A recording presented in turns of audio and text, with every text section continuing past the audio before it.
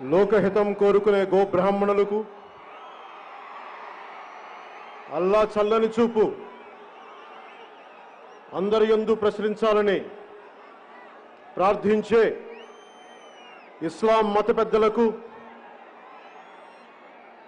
నిరంతరం యేసు ప్రభు త్యాగాన్ని ప్రపంచానికి తెలియజెప్పే క్రైస్తవ మతాచార్యులకు సర్వజనం హితం కోరే బౌద్ధ సన్యాసులకు లోక సౌభాగ్యాన్ని ఆకాంక్షించే సిక్కు జైన మత గురువులకు లోక కళ్యాణం కోసం నిరంతరం రామకోటి రాసే లోక కళ్యాణం కోసం నిరంతరం రామకోటి రాసే తల్లులకు పెద్దలకు మీ అందరికీ పేరు పేరున శిరస్సు వంచి నమస్కరిస్తున్నాను.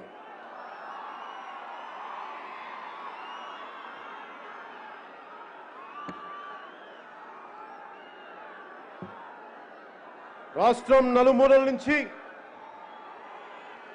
ఆంధ్ర రాష్ట్రం నలుమూలల నుంచి, తెలంగాణ రాష్ట్రం నుంచి,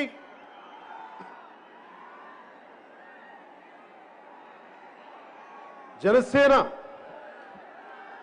9వ ఆవిర్భావ దినోత్సవ సందర్భంగా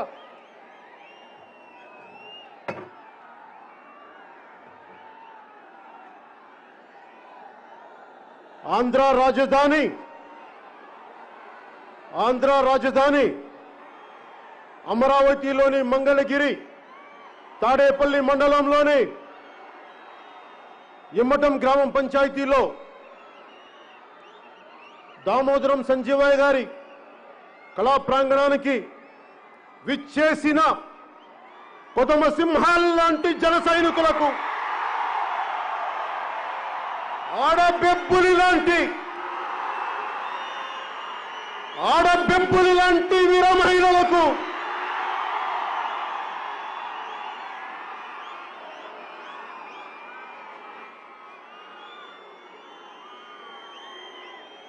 సత్తువతో, ధైర్యంతో, శౌర్యంతో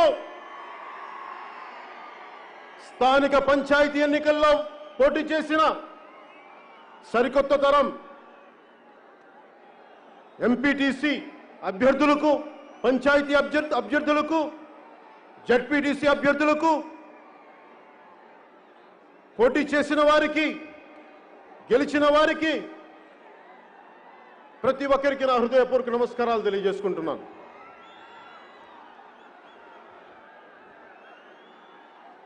ఈ సభని జరిపేందుకు అనుమతి ఇచ్చిన, మా పొలాల్లో సభను చేసుకోండి అని చెప్పిన ఇమ్మటం పంచాయతీ రైతు సోదరులకు ముందుగా నా కృతజ్ఞతలు తెలియజేసుకుంటున్నాను. మీరు చూపించిన ఈ ప్రేమ, సభ పెట్టుకొని మీరు మాకు అండగా నిలబడ్డందుకు నేను మీకు ఈ రోజున ఒక మాట ఇస్తున్నాను. వ్యక్తిగతంగా నా ట్రస్ట్ తరపు నుంచి ఇమ్మటం గ్రామ పంచాయతీకి 50 లక్షలు నేను మీకు ఇస్తున్నా.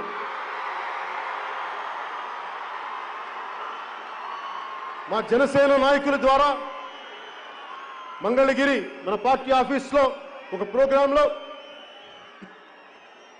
పంచాయతీకి రైతు పెద్దల ద్వారా గ్రామ పంచాయతీకి అందజేస్తాను. అలాగే సభ నిర్వహణకి అనుమతి ఇచ్చిన పోలీస్ అధికారులకి,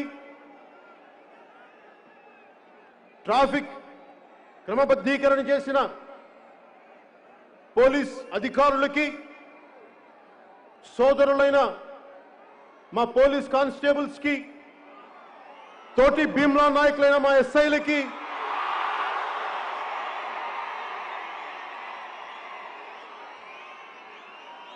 మీ అందరికీ పేరు పేరున నా హృదయపూర్వక నమస్కారాలు, ధన్యవాదాలు.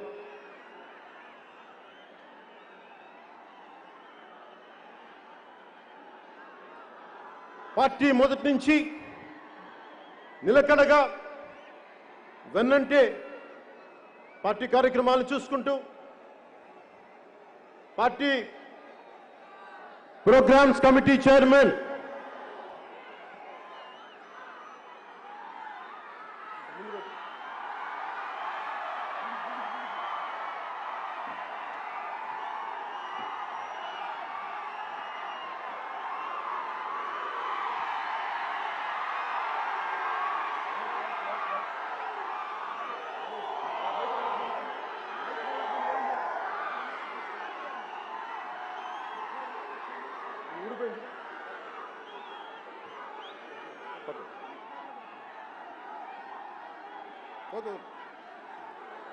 Party programs committee chairman KK గారికి 12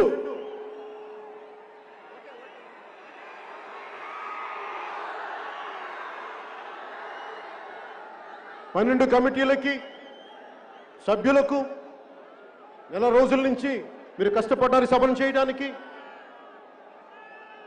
సహకరించిన వాలంటీర్లకి ఆడపడుచులకి నాయకులకి మనస్ఫూర్తిగా నా కృతజ్ఞతలు. మీ కష్టాన్ని నేను మర్చిపోను.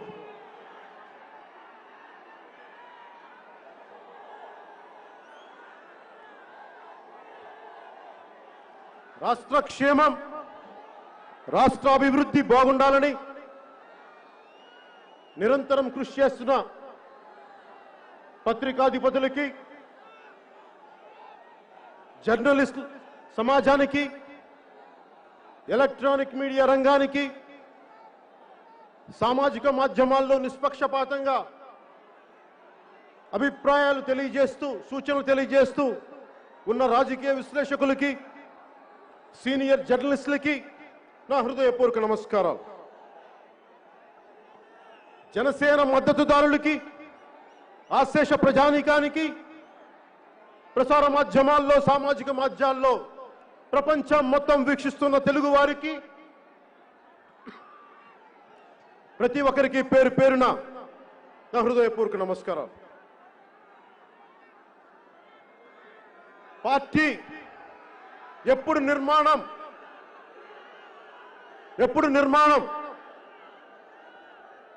ఎలా ఉంటుంది అని చాలా సంవత్సరాల నుంచి ప్రశ్నిస్తే ఈ రోజున ప్రతి జిల్లాలో అధ్యక్షులు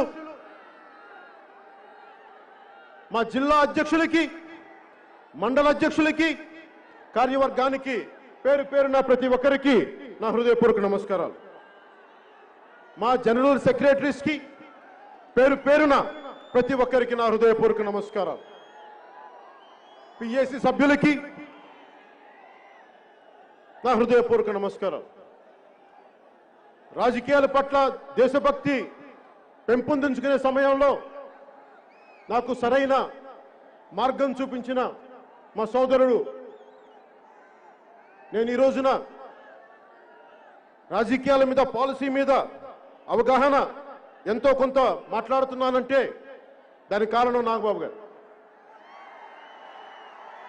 ఆయన నెల్లూరులో లా కాలేజ్ చదువుకుంటున్న సమయంలో విఆర్ లా కాలేజ్లో ఆయన ఇచ్చిన ఒకే ఒక పుస్తకం నాకు చాలా ప్రేరణ. We the people we the nation అని నాని పాల్కీవాలా గారు. అది నాకు ఒక బైబిల్ అయిపోయింది. సో దాని స్ఫూర్తిని నింపుకొని ఈ రోజున బలంగా మీ ముందున్నానంటే దానికి కారణం ఆయన ఇచ్చిన నాకు ఒక మంచి పాఠం. అలాంటి సోదరులు నాగబాబు గారికి నా హృదయపూర్వక నమస్కారాలు. గెలిచినా ఓడినా ప్రయాణం నీతోనే జనసేనతోనే అని చెప్పిన ఉమ్మడి రాష్ట్ర సభాపతి, ఉమ్మడి రాష్ట్ర మాజీ సభాపతి, పిఎస్సి చైర్మన్, సీనియర్ రాజకీయ నాయకులైన పెద్దలు శ్రీ నాదెండ్ల మనోహర్ గారికి నా హృదయపూర్వక నమస్కారం.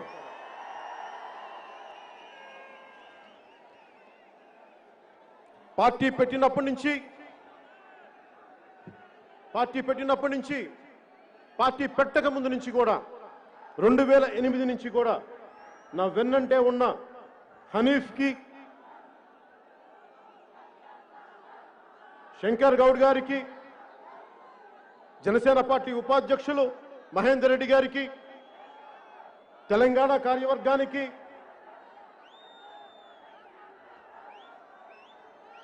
విద్యార్థి విభాగం అధ్యక్షుడు సంపత్కి, తెలంగాణ జనసేన కార్యవర్గానికి, తెలంగాణ జన సైనికులకి నా హృదయపూర్వక నమస్కారం.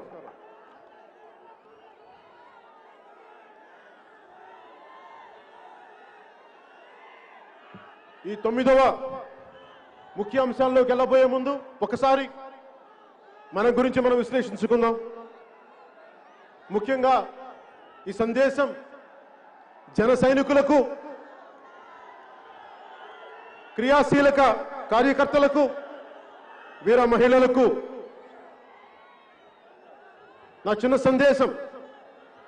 మనం ప్రేమించే వ్యక్తి మీద అభిమానం, ప్రేమ పక్క వారికి ఇబ్బంది కలిగించకుండా ఉండాలి. ఆ వ్యక్తి మీద ప్రేమ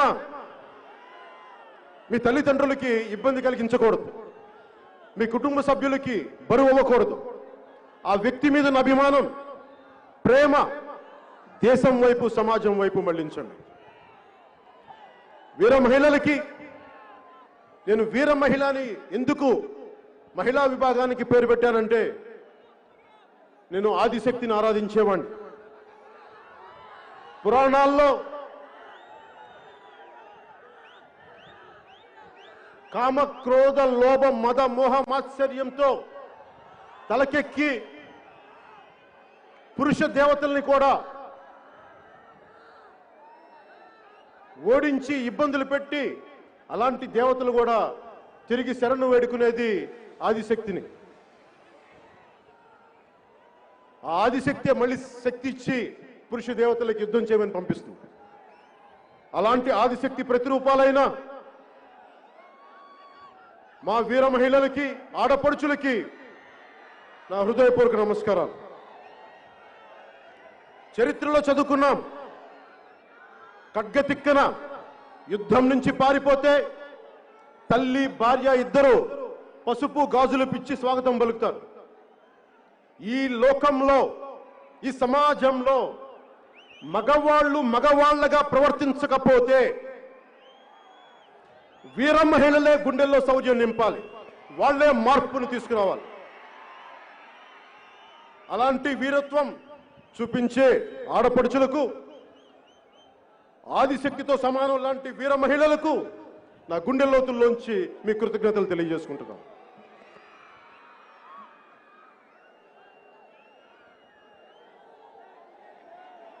స్వాతంత్రోద్యమ స్ఫూర్తితో, తెలంగాణ సాయుధ పోరాట స్ఫూర్తితో రాజకీయాల్లోకి వచ్చిన వాడిని. అణగారిన వర్గాలకి అండగా నిలబడేవాడిని. అందుకనే అందరూ మర్చిపోయిన, దశాబ్దాలుగా అందరూ మర్చిపోయిన అణగారిన వర్గాల నాయకుడు దామోదరం సంజయ్ గారికి ఈ ప్రాంగణానికి వారి పేరును పెట్టాం. మేము మర్చిపోలేదు, ఎవరన్నా మర్చిపోనివ్వండి, అందరూ మర్చిపోనివ్వండి, దామోదరం సంజీవయ్య గారిని మేము గుండెల్లో పెట్టుకుంటాం. ఆయన స్ఫూర్తిని రాజకీయాల్లో కొనసాగిస్తాం. అణగారిన వర్గాలకి అండగా ఉండేవాడిని. అలాగే అన్ని వర్గాల ప్రజలకి, వారి అభివృద్ధికి చేదోడు వాదోడుగా ఉండేవాడిని. అందరూ బాగుండాలని కోరుకునేవాడిని. తెలంగాణ సంస్కృతిలో భాగమైన అలాయి బలాయి ఒక సంస్కృతి ఉంది. ఆత్మీయ ఆలింగనం అంటాం. ఒకే ఊర్లో ఉండి ఇరుగు పొరుగుండి గొడవలు పడతాం, మాట అనుకుంటాం. కానీ ఒక్క దసరా రోజున మటుకు అందరం దగ్గరికి వచ్చి ఒక చిన్న మాట అనుకున్నాం, ఇంకోటి అనుకున్నాం. ఆ దసరా రోజున జమ్మి చెట్టు ఆకులు ఇచ్చి ఒకళ్ళనొకళ్ళు ఆత్మీయ ఆలింగనం చేసుకుంటారు. అలాగే రాజకీయాల్లో కూడా ప్రజా సమస్యల కోసం చాలా ఒక మాట అనుకుంటాం. కొన్నిసార్లు స్థాయి దాటే మాటే అనుకుంటాం. అలా అనుకున్నప్పుడు తిరిగి ఇది రాజకీయాల్లో విభేదాలు ఉంటాయి తప్ప వ్యక్తిగత ద్వేషాలు ఉండకూడదని నమ్మేవాడిని. నాకు ఈ అలాయ్ బలాయ్ స్ఫూర్తిని నాకు తెలియజేసిన సీనియర్ రాజకీయ నాయకులు, మాజీ కేంద్ర మంత్రి, హిమాచల్ ప్రదేశ్ గవర్నర్గా ఉన్న హిజ్ ఎక్సలెన్సీ బండారు దత్తాత్రేయ గారికి నేను మనస్ఫూర్తిగా నా కృతజ్ఞతలు, నమస్కారాలు తెలియజేసుకుంటున్నాను. అలాగే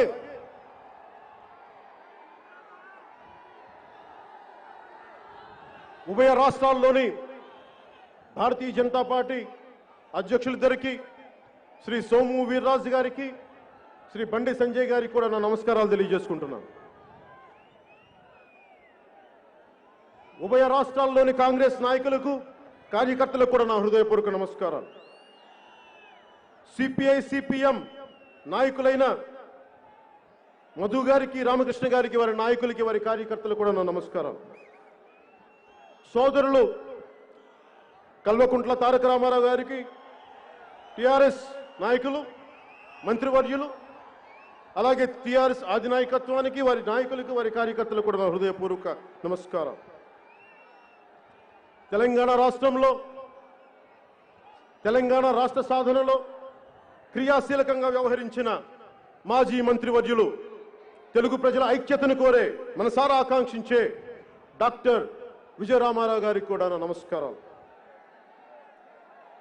ఉత్పత్తి కులాలైన బీసీలకి, సంచార బీసీ జాతులకి, అణగారిన వర్గాలకి వారి ఆర్థికంగా పరిపుష్టి ఉండాలి, వారు ఆర్థికంగా బలపడాలి అని నాకు ఎంతో చక్కటి బోధన చేసిన, పాఠాలను చెప్పిన, ఓ సమావేశంలో చెప్పిన మాజీ ఎంపీ శ్రీ బూరా నరసన్న గౌడ్ గారికి కూడా నా హృదయపూర్వక నమస్కారం.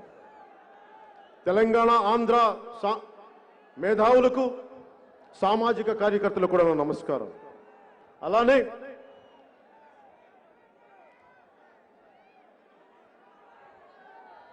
టీడీపీ నాయకులు, సీనియర్ రాజకీయ నాయకులు, మాజీ ముఖ్యమంత్రి, ప్రస్తుత ప్రతిపక్ష నేత శ్రీ చంద్రబాబు నాయుడు గారికి కూడా నా నమస్కారం. తెలుగుదేశం కార్యకర్తలకి, నాయకులకి కూడా నా నమస్కారం. నా సంస్కారం వైసీపీ వారికి కూడా నమస్కారం పెట్టమంటుంది.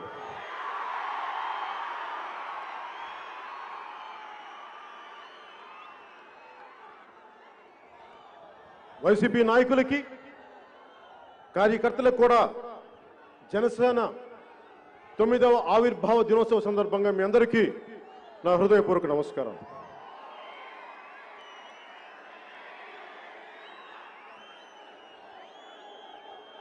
వైసీపీలో చాలా మంచి నాయకులు ఉన్నారు. మనం వైసీపీ అనగానే కనిపించే బూతులు తిట్లే మంత్రులు కాకుండా మంచి నాయకులు కూడా ఉన్నారు. మన దురదృష్టవశాత్తు చనిపోయిన మేకపాటి గౌతమ్ రెడ్డి గారు, మేకపాటి వారి తండ్రి గారు మేకపాటి రాజమోహన్ రెడ్డి గారికి కూడా నా హృదయపూర్వక నమస్కారాలు. అలాగే ఇంకొక వైసీపీ నాయకులు, నెల్లూరు జిల్లా నాయకులు ఆనం రామనారాయణ రెడ్డి గారికి కూడా నా నమస్కారాలు. నాకు చిన్నప్పటి నుంచి తెలిసిన మాగంటు శ్రీనివాసులు రెడ్డి గారికి కూడా నా నమస్కారం. కళాబంధు కాంగ్రెస్ నాయకులు టి సుబ్బరామరెడ్డి గారికి కూడా నా నమస్కారం.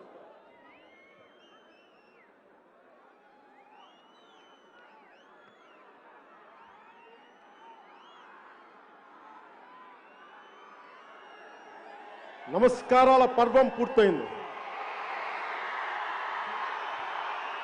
అనుకోవచ్చు. ఇంతమందికి నమస్కారాలు అంటే అది జనసేన సంస్కారం.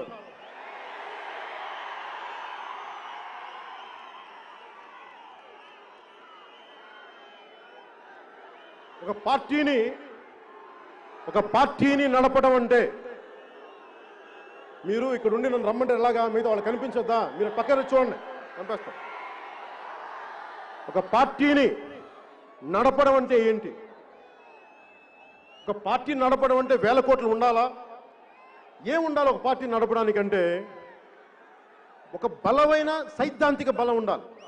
ఆ సైద్ధాంతిక బలాన్ని ఆ సిద్ధాంతాన్ని బతికే వ్యక్తుల సమూహం ఉండాలి. ఒక్కళ్ళు ఇద్దరు అలా స్టార్ట్ అవుతుంది ఎప్పుడు. అలా ఒక బలమైన ఒక పార్టీని నడపడం అంటే ఒక బలమైన సిద్ధాంతాన్ని పట్టుకొని ఉండటం. ఆ సిద్ధాంతాన్ని పట్టుకున్న ఇన్ని లక్షల మందితో కలిసి ఉండటం, వారిని కలిపి ఉంచటం. 2014లో ఏమాత్రం పూర్తి స్థాయి రాజకీయ అనుభవం లేని 6 మంది రాష్ట్ర కార్యవర్గంతో 150 మంది క్రియాశీలక కార్యకర్తలతో 2014 మార్చి 14న ఆంధ్ర తెలంగాణ రాష్ట్రాల ఉమ్మడి రాజధాని అయిన హైదరాబాద్లో ప్రారంభం చేశాం. సరిగ్గా 8 సంవత్సరాలు పూర్తి చేసుకొని ఈ 22 మార్చి 14కి 6 మందితో ప్రారంభమైన రాష్ట్ర కార్యవర్గం ఈ రోజున 76 మందితో ఉంది. లీగల్, చేనేత, మత్స్యకార, డాక్టర్స్, ఐటీ, ప్రోగ్రామ్ విభాగాల్లో 400 మందితోటి. జిల్లా కార్యవర్గం, జిల్లా అధ్యక్షులు కానీ వీరితోటి 334 మంది. 416 మండలాల్లో మండల అధ్యక్షులతో 13,369 పంచాయతీలకి 12,200 పంచాయతీల్లో జన సైనికులు రేపొద్దున కార్యవర్గం కాబోతా ఉన్నారు. 150 మంది క్రియాశీలక కార్యకర్తలతో ప్రారంభమై 5 లక్షల ధ్యేయం దిశగా ఈ రోజున 3,26,000 క్రియాశీలక కార్యకర్తలు ఉన్నారు. ఎక్కడ 150, ఎక్కడ 3,26,000. 8 సంవత్సరాలు పట్టింది ఇది సాధించడానికి. 2000 సార్వత్రిక ఎన్నికలు 2019 సార్వత్రిక ఎన్నికల్లో ఒక ఎమ్మెల్యే సీటు గెలుచుకొని ఆ వైసీపీ వాళ్ళు పట్టుకెళ్ళిపోయిన సీట్ అది మందే. 137 సీట్లు మనం పోటీ చేసింది 2019లో 137 సీట్లు. దాని సరాసరి 7.24% ఓటింగ్. పార్టీ గుర్తుల మీద జరిగే స్థానిక సంస్థల ఎన్నికల్లో మనం పోటీ చేసిన వాటిలో సరాసరి 27.4% పెరిగింది. పంచాయతీ ఎన్నికల్లో 60% మంది జనసేన పార్టీ మద్దతుతో బరిలో దిగారు. 60% మంది. మనం సాధించింది 1,209 సర్పంచులు, 1,576 ఉప సర్పంచులు, 4,456 వార్డు మెంబర్లుగా గెలిచారు. రాష్ట్ర వ్యాప్తంగా 2,000 ఎంపీటీసీ స్థానాల్లో జనసేన పార్టీ అభ్యర్థుల్ని పోటీకి నిలిపింది. 180 గెలిచాం. 156 జడ్పీటీసీ స్థానాల్లో జనసేన అభ్యర్థుల్ని నిలబెట్టింది. 2 జడ్పీటీసీ స్థానాలని కైవసం చేసుకుంది. అలాగే విశాఖ కార్పొరేషన్కి, మిగతా మున్సిపాలిటీలకి పోటీ చేసి కార్పొరేటర్లు కానీ వార్డు మెంబర్లుగా గెలిచారు. వీటిలో కూడా 27.28% తీసుకురాగలిగాం, సాధించగలిగాం. అలాగే ఈ రోజున పార్టీ సభ్యత్వం 46 లక్షలకు చేరుకుంది. ఇదంతా ఎందుకు చెప్తున్నానంటే పక్క పార్టీలకి గొప్ప విజయంగా కాకపోవచ్చు, కానీ ఒకటి చెప్తున్నా, వైసీపీనే తీసుకుందాం, అది కాంగ్రెస్కి ఇంకొక రూపం. సీనియర్ నాయకులు ఉన్నారు అక్కడ. ఈ ముఖ్యమంత్రి, ఈ నాయకులు, వైసీపీ నాయకుల తండ్రి గారు, ఆయన సీనియర్ కాంగ్రెస్ నాయకులు, ముఖ్యమంత్రి ఆయన. తెలుగుదేశం పార్టీ కూడా చాలా పెద్ద మంది, 3.5 దశాబ్దాలుగా ఉన్నది. కానీ జనసేన సీనియర్ నాయకులు ఎవరు లేరు. మీరు, నేనే, ఇంకెవరు లేరు. అందుకని ఈ విజయాన్ని చాలా బలంగా గుర్తుపెట్టుకోవాలి. ఒకటే గుర్తుపెట్టుకోండి, ఎంత సింధువైనా బిందువుతో మొదలవుతుంది. ఒక మహావృక్షమైన చిన్న విత్తుతో మొదలవుతుంది. ముల్లో కాలుని ఏలే వీరుడైన 6 అంగుళాల అమ్మ కడుపులోనే మొదలవ్వాలి.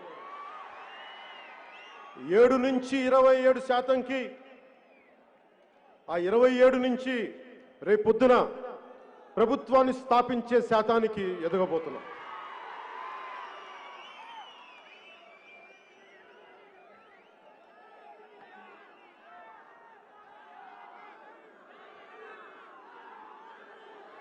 అలాగే జనసేన నాయకులకి, ఇక్కడున్న ప్రతి జనసేనకి నాయకత్వం వహిస్తున్న పెద్దలందరికీ కూడా ఒకసారి నాయకత్వ లక్షణాలు ఎలా ఉండాలి అనేది మీరు చూపించారు. ఒకసారి వారికి మనవి చేసుకుంటున్నాను. నాయకత్వం అంటే అత్యంత ప్రతికూల పరిస్థితుల్లో, మనం గెలిచినప్పుడు కాదు నాయకత్వం, అత్యంత ప్రతికూల పరిస్థితుల్లో వ్యక్తుల తాలూకు వ్యక్తిత్వం బయటపడుతుంది. విజయం వచ్చినప్పుడు ఎలా ఉన్నామని కాదు, అపజయం వచ్చినప్పుడు ఎలా నిలబడ్డావు అన్నదే ముఖ్యం. నాయకత్వం అనేది ఎంత డబ్బు ఉంది, ఎంత పేరుంది, ఎంత అధికారం ఉంది కాదు, ఎంత ఒత్తిడిని తీసుకోగలం, ఎంత మందిని ప్రభావితం చేయగలం, ఎన్ని అవరోధాలైనా సరే నువ్వు అనుకున్న నిర్దిష్ట లక్ష్యాన్ని చేరుకోగలవా లేదా అన్నదే ముఖ్యం. నాయకత్వం వహించడం అంటే తను సర్వస్వం పోగొట్టుకున్న తను నమ్ముకున్న వారిని గెలిపించడం, తన ఆచరించే నీతుల్నే చెప్పడం, తన ఆచరించని నీతులను చెప్పకపోవడం, తనిచ్చిన మాట మీద మాట తప్ప మడం తిప్ప ఇలా కాదు, తనిచ్చిన మాట మీద నిబద్ధత కలిగి ఉండటం, కాలక్రమంలో వచ్చే మార్పులకి నిన్ను నువ్వు పోగొట్టుకోకుండా ఎలా నిలబడగలిగావు, ఎలా నిలబడి ఉండగలవు, ద్వేషించే శత్రువులను కూడా, మనల్ని ద్వేషించే శత్రువులను కూడా క్షమించి వదిలేయటం. నాయకత్వం అంటే పట్టు విడుపు ఉండటం. అలాగే నాయకత్వం అంటే ఎదుటివారి ఎదుగుదలని, సౌభాగ్యాన్ని చూసి కుళ్ళిపోకుండా ఉండటం, పక్కవాడి ఆస్తుల్ని దోచేయాలి అన్న ఆలోచన లేకపోవటం, రాజ్యాంగ స్ఫూర్తిని కాపాడటం, ప్రాథమిక హక్కులు, ఇది నా ప్రాథమిక హక్కు అని అరవబోయే ముందు ప్రాథమిక బాధ్యతల్ని నిర్వర్తించానా లేదా అన్నది తెలుసుకోవటం. మనం చేసే ప్రతి పని దేశ ప్రగతికి, సమాజ శ్రేయస్సు, మనం చేసే ప్రతి పని దేశ ప్రగతికి ఉపయోగపడుతుందా, సమాజ శ్రేయస్సుని కోరుకుంటుందా అన్న దిశలో ఉందా లేదా అన్నది మనందరం ఆలోచించాలి. అలాగే క్రియాశీల కార్యకర్తలకి ఇందాక చెప్పినట్టుగా 150 మందితో మొదలై ఈ రోజున త్వరలో 5 లక్షలు చేరుకోబోతున్నాం. కానీ ఈ రాష్ట్ర భవిష్యత్తు, ముఖ్యంగా ఆంధ్రప్రదేశ్ బాగుండాలి, చీకట్లోకి వెళ్ళకూడదు అంటే మీ 5 లక్షల మంది చేతుల్లో ఉంది. జనసేన క్రియాశీలక కార్యకర్తల చేతుల్లో ఉంది. మీ పోరాట పటిమ మీద ఆధారపడి ఉంది, మీ గుండె నిబ్బరం మీద ఆధారపడి ఉంది.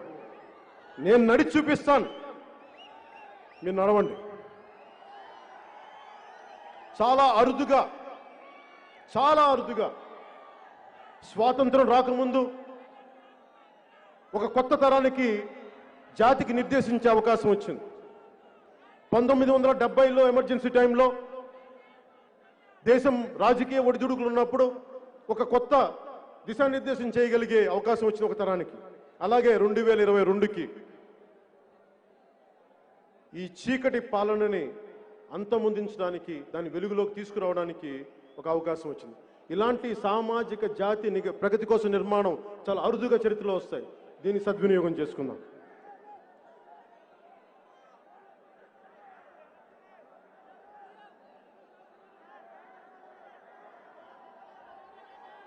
జనసేన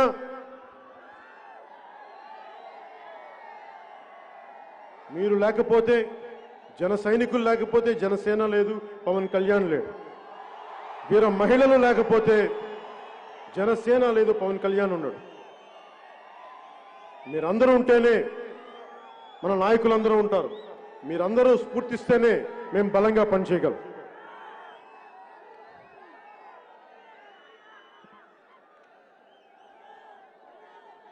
చాలాసార్లు చాలా సభల్లో నన్ను అడుగుతూ ఉంటారు, ఎంతసేపు ప్రశ్నించే పార్టీగా ఉండిపోతున్నాం, ఎంతసేపు ప్రశ్నించే పార్టీగా ఉండిపోతున్నాం, మనం ప్రశ్నిస్తాం ఇంకెవరు అధికారం పెడుతున్నారంటే నేను ఒకటే చెప్తున్నాను.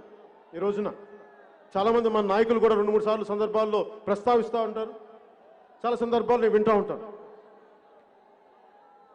ప్రశ్నించడం అంటే తేలిగ్గా తీసుకోకండి. ప్రశ్నించడం అంటే గుండె సత్తువుని పెంచుకోవడం. ప్రశ్నించడం అంటే పోరాటానికి సంసిద్ధంగా ఉండటం. ప్రశ్నించడం అంటే మార్పుకి శ్రీకారం చుట్టడం. ప్రశ్నించడం అంటే ఒక సరికొత్త రాజ్య స్థాపన చేయడం, తద్వారా సుపరిపాలన అందజేయడం. అందుకని దయచేసి ప్రశ్నించడం అనేది తేలిగ్గా తీసుకోకండి. ఇది చాలా బలమైన ఆయుధం. నేను పాటించినది ఏది మిమ్మల్ని అడగను. నా వ్యక్తిగత ప్రయోజనాలకి మీ జీవితాలు నేను తాకట్టు పెట్టను. మీ ప్రాణానికి నా ప్రాణం అడ్డు వేస్తాను, కానీ ఎప్పుడు నేను వాడుకోను. 2014లో సూటిగా ప్రశ్నించాం, ప్రభుత్వాన్ని ఎదుర్కొన్నాం. 2019లో బలంగా పోరాటం చేశాం, బరిలో నిలబడి ఉన్నాం. 2024లో గట్టిగా నిలదొక్కుంటాం, ప్రజా ప్రభుత్వాన్ని స్థాపిస్తాం. జై జనసేన. మనం చేస్తుంది స్వకార్యం కాదు, ప్రజాకార్యం. అది రామకార్యంతో సమానం.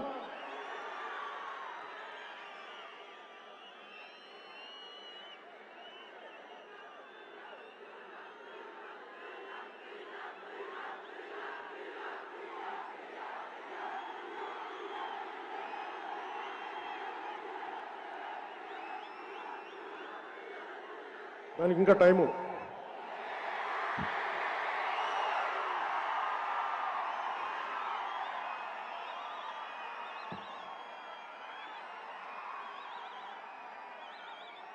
నీళ్ళే బాబు, బూమ్ బూమ్ కాదా?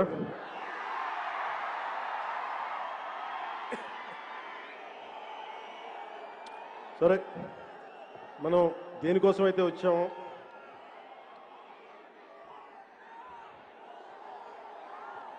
నేను 2.5 ఏళ్ల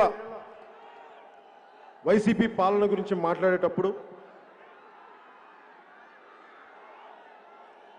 మనం ఓడిపోయి, నేను 2 చోట్ల ఓడిపోయి కూర్చున్నప్పుడు వైసీపీకి 151 సీట్లు వచ్చి ఒక్కొక్కరు మన ముందు తొడగొడతా ఉన్నారు. ఒక్కొక్కరు ఓడిపోయి కూర్చున్నాం, చూస్తున్నాం. నాకు ఇప్పుడు బాధ రాదు, నవ్వు వస్తుంటుంది. ఎవరన్నా తొడగొడితే నవ్వు వస్తుంది. సరే, ఉత్సాహాన్ని కొట్టుకోనిలే, తొడ కొట్టుకుని ఏమంటుందని కందిపోతే మళ్ళీ తగ్గుతాయి వాళ్ళకి అనిపిస్తుంది. ఇప్పుడు నేను మాట్లాడబోయేది 2.5 ఏళ్ల వైసీపీ పాలనలో. మాట్లాడబోయే ముందు ముఖ్యంగా నేను మాట్లాడబోయేది జన సైనికులు, జనసేన పార్టీ ప్రజలతో పాటు వైసీపీ నాయకులు, వైసీపీ కార్యకర్తలు కూడా కొంచెం శ్రద్ధగా ఆలకించండి. అంటే నేను వినబోయే ముందు, నేను సభని ఇంకా స్టార్ట్ చేయలే.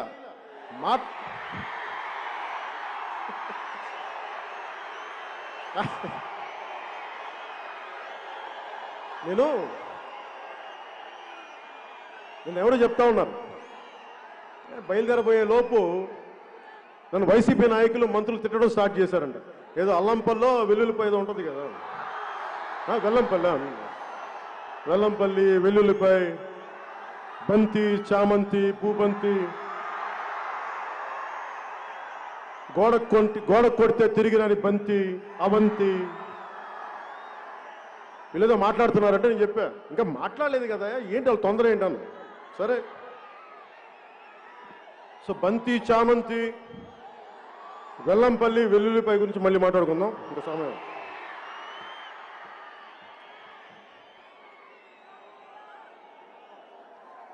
వైసీపీ, ముఖ్యంగా వైసీపీలో మంచి నాయకులు ఉన్నారు, ఉమారెడ్డి వెంకటేశ్వర లాంటి పెద్దలు, మాగంటి శ్రీనివాసరెడ్డి గారు, మేకపాటి కుటుంబీకులు, మంచి నాయకులు ఉన్నారు, ఆనం రామనారాయణ రెడ్డి గారు.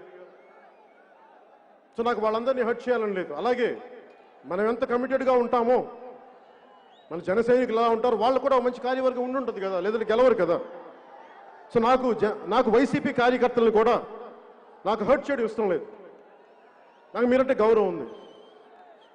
మీ నాయకత్వం 151 సీట్లు గెలిస్తే మేము ఓడిపోయాం కాదంట్లా, కానీ మాకేం ఇబ్బంది ఉండదు. సరే మీరు బాగా చేయడం చూశాను, మీరు ఎంత బాగా చేస్తారో నేను ఎదురు చూశాను. అందరిలాగే 5 కోట్ల మంది 5.5 కోట్ల మంది ప్రజలు ఎలా ఎదురు చూశారో నేను కూడా వారితో పాటు ఒక 5.5 కోట్ల ఒకటిగా నేను ఎదురు చూశాను.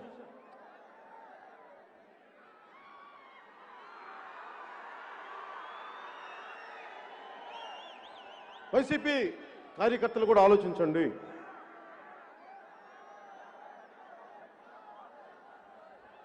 నాకు మీ వైసీపీ నాయకత్వం పైన కానీ, మీ వైసీపీ నాయకుల పైన కానీ, మంత్రుల పైన కానీ నాకు వ్యక్తిగత ద్వేషాలు ఉండవు, పెట్టుకోండి. నాకు పాలసీ మీద విభేదాలే ఉంటాయి తప్ప, మీరు ఈ పాలసీని ఎందుకు చర్యలు చేయలేదు, మీరు ఒక ఇసుక పాలసీ సరిగ్గా లేదని మాట్లాడతాను తప్ప, ఎప్పుడు కూడా ఇన్ని సంవత్సరాల్లో నేను వ్యక్తిగతంగా దాడి చేయను. అది నా సంస్కారం, అది నా తల్లిదండ్రులు నేర్పిన సంస్కారం నాకు. నిజంగా మీ నాయకత్వంలో రాష్ట్రం సుభిక్షంగా ఉంటే నేను ఆనందించేవాడిని. ఒక్క మాట మాట్లాడు. నిజంగా రాష్ట్ర ప్రజల సుఖ సంతోషాలతో ఉంటే అంతకుమించి కావాల్సింది ఏముంది? ఏ ప్రభుత్వం వచ్చినా వైసీపీ కార్యకర్తలు కూడా ఆలోచించండి. మీరు ఒక కొత్త ఇంట్లోకి వెళ్తే శుభంతో మొదలు పెడతారు కదా, ఒక కొబ్బరికాయ కొడతాం, ఒక దీపం వెలిగిస్తాం. కానీ మీ వైసీపీ ప్రభుత్వం వస్తే ఏ ప్రభుత్వం వచ్చినా శంకుస్థాపనతో మొదలు పెడతారు. కానీ మీ వైసీపీ ప్రభుత్వం కూల్చివేతతో మొదలు పెట్టారు, అశుభంతో మొదలు పెట్టారు. మీరు అశుభం.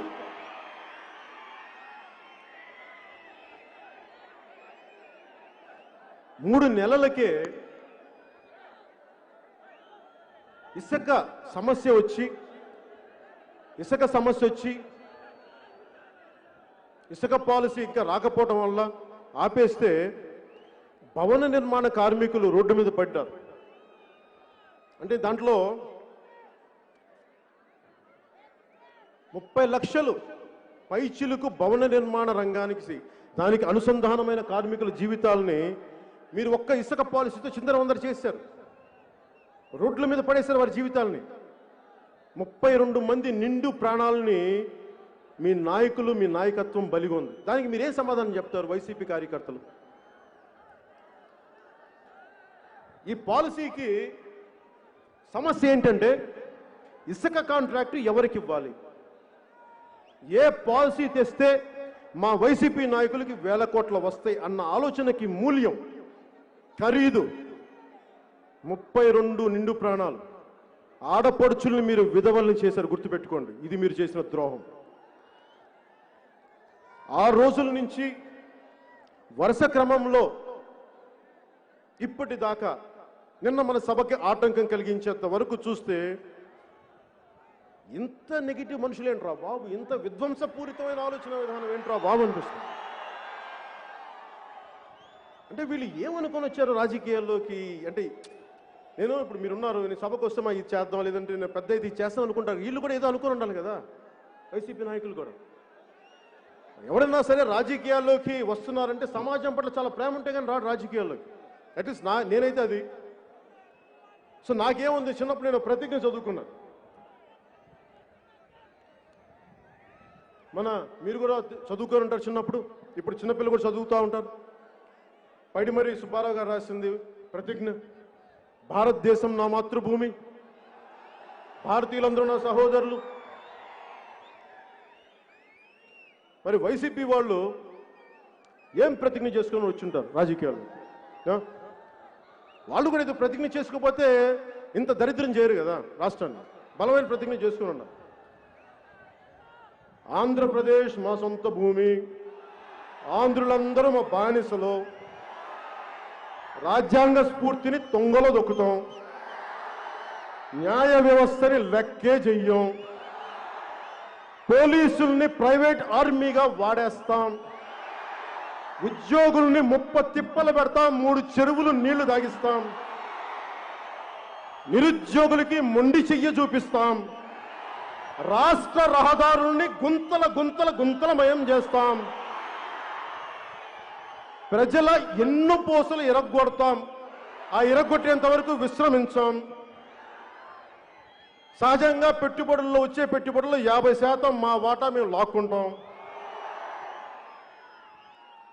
చిన్న పెద్ద తేడా లేకుండా అందరి ఆర్థిక మూలాల్ని దెబ్బ కొడతాం.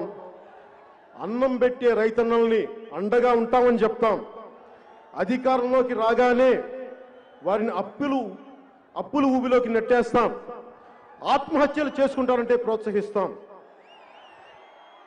ఇసుకన్న మటుకు అప్పడంలా కరాకరా నవలేస్తాం. సహజ వనరుల్ని శాంతానికి వాడేసుకుంటాం. దేవతల విగ్రహాలు అపవిత్రం చేసిన వారిని గుండెల్లో పెట్టి రక్షించుకుంటాం. గజం ఖాళీ స్థలం కనిపిస్తే కబ్జా పెడతాం. పార్కులు, స్కూళ్ళు, కాలేజీలు, ప్రభుత్వ భవనాల్ని తాకట్టెట్టేస్తాం. సంపూర్ణ మద్యపాన నిషేధం ద్వారా ప్రజల్ని చిత్తుగా తాగిస్తాం. మా వైసీపీ పార్టీ ఆదాయపు వనరుల్ని మేము పెంచుకుంటాం. ఎవడన్నా గొంతెత్తితే సావగొడతాం, కేసులు పెడతాం, లాఠీలతో చితగొట్టిస్తాం. మా వైసీపీ ఎంపీ అయినా సరే ఒక్క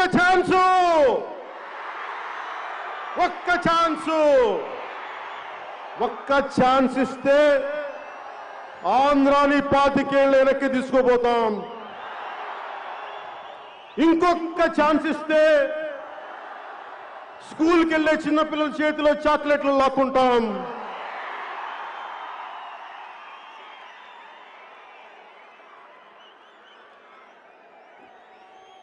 ఇదబ్బా వారి ప్రతిజ్ఞ. సో వారి ప్రతిజ్ఞలో రాజ్యాంగ స్ఫూర్తి అంటే ఏంటి అది మాట్లాడుకుందాం. ఫస్ట్ ఒక డెఫినేషన్ ఇచ్చుకుందాం.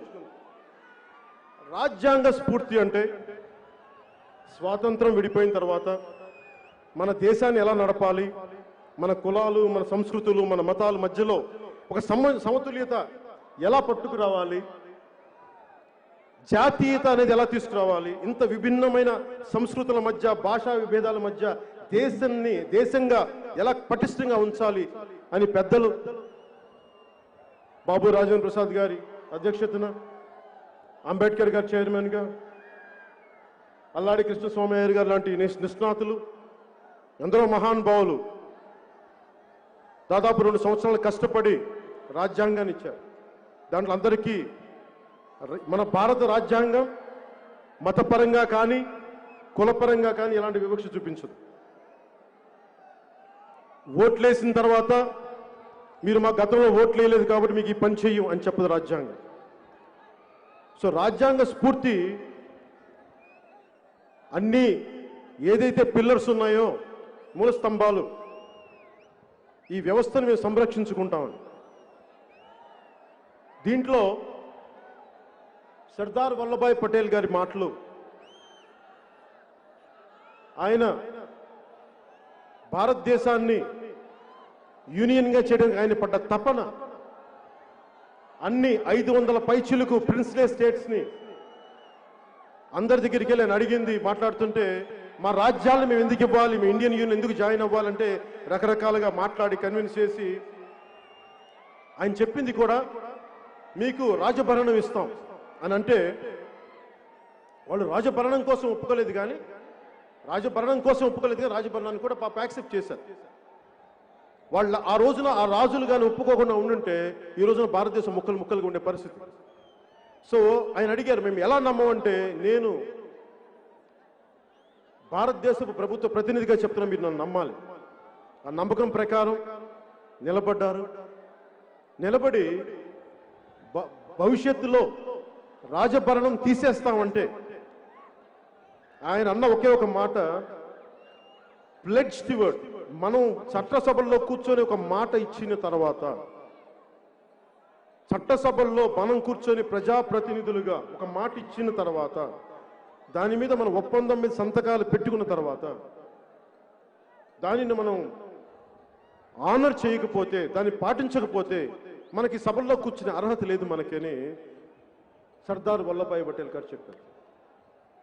సర్దార్ వల్లభాయ్ పటేల్ గారి అన్ని 100 పైచిలుకు అడుగుల విగ్రహం గుజరాత్లో ఉందేమో కానీ దానికి మించిన అడుగులు ఎత్తు విగ్రహం నా గుండెలో ప్రతిష్ఠించుకున్నాను ఆ మాటలు చదివి.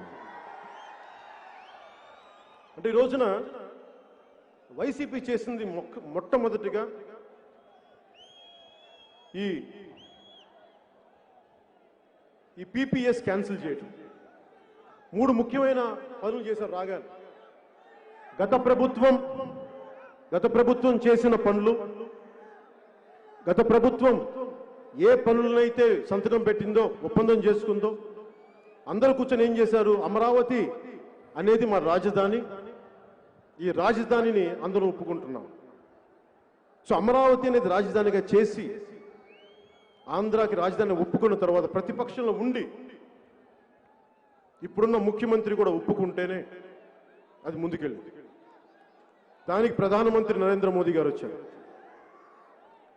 సో ఇది చేసిన తర్వాత రాగానే రాజధాని ఇక్కడ కాదు, 3 రాజధానులు, అలాగే cancellation of PPs, power purchase agreements.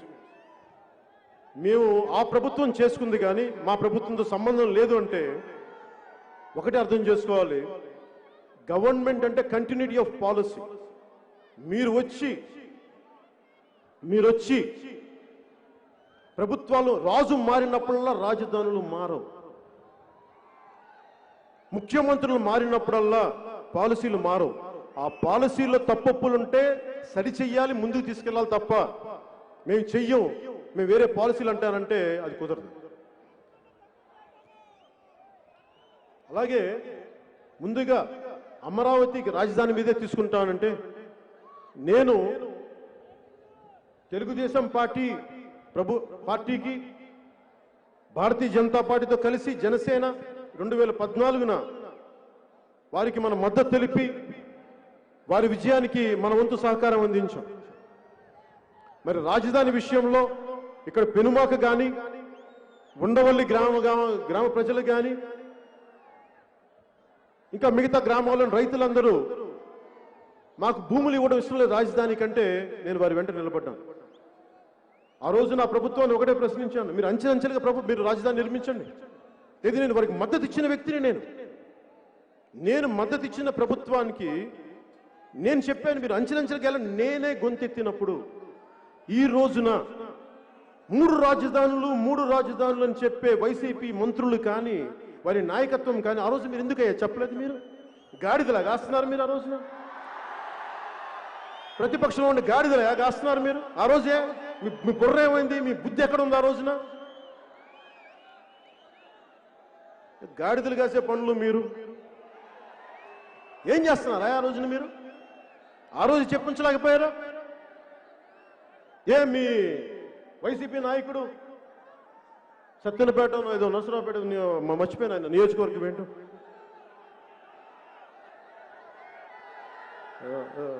Rambo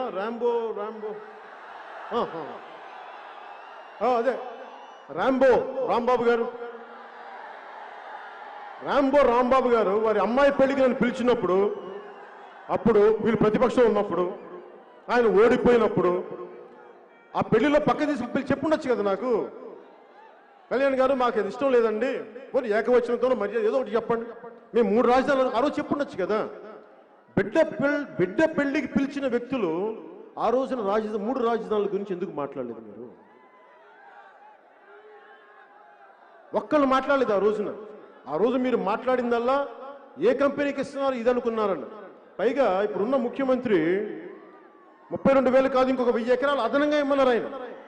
మరి ఆ 1000 ఎకరాలు ఇక్కడున్న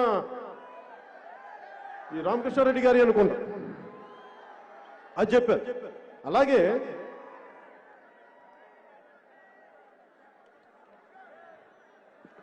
29 గ్రామాలు 26,896 రైతులు, 34,000 ఎకరాలు. దీంట్లో 32% మంది ఎస్సీ, ఎస్టీ, మిగతా వాళ్ళు బీసీలు, ఓసీలు. ఆ రోజున సమస్య లేవనెత్తినప్పుడు ఈరోజు వీళ్ళు మాట్లాడుతున్నారు, ఎస్సీ వర్గాల వారికి అన్యాయం జరుగుతుందంటే మీకు ఈ రోజుకి యూట్యూబ్లో ఎలాంటి వీడియోస్ దొరుకుతాయి. ఉద్దండి రాయని పాలెం రెవరెండ్ ఆయన దగ్గరికి పోయినప్పుడు ఆయన ఒకటే అడిగాను, సార్ మీరు చెప్పండి, మీకు నిజంగా ఇప్పుడున్న తెలుగుదేశం ప్రభుత్వం మిమ్మల్ని ఇబ్బంది పెడుతుందా? మీకు ఇష్టంతోనే ఇస్తున్నారా అంటే, మాకు ఇష్టంతోనే ఇస్తున్నాం, కానీ మాకు మా భూమికి, మా అసైన్ భూములకి కొంచెం ఎక్కువ రేట్లు కావాలని అడిగారు. అది వీడియోలో కూడా ఉంటుంది, చూడండి. నేను ఇంత స్పష్టంగా నేను మద్దతు ఇచ్చిన ప్రభుత్వాన్ని ప్రశ్నించగలిగినప్పుడు ఒక్క వైసీపీ నాయకులు మీరు ఎందుకయ్యా ఆ రోజు మాట్లాడేది ఇలాగా? ఆ రోజున 5 ఇంకో 10,000 ఎకరాలు ఎక్స్ట్రా కావాలని చెప్పినట్టుగా చెప్పారు, కానీ 3 రాజధానులని మీరు ఎందుకు చెప్పలేదు? ఆషామాషిగా ఉందా మీకు? 3,000 కోట్ల పైచీలు ఖర్చు పెట్టిన తర్వాత ఇప్పుడు రాజధానులు మారుస్తామంటే ఎవడబ్బు సొమ్మయా ఇది? మీ ఇష్టానికి అమ్మిపాటు దుప్పుతారా మీరు? మీ ఇష్టానికి మార్చేస్తారా? అంటే అడిగేవాడు లేకపోతే మీరు ఏదైనా చేస్తారా? మీరు ప్రశ్నించేవాడు లేకపోతే మీరు ఏదైనా చేస్తారా? అవి జనసేన లేనప్పుడు బాబు, జనసేన ఉన్నప్పుడు అవి దొబ్బం.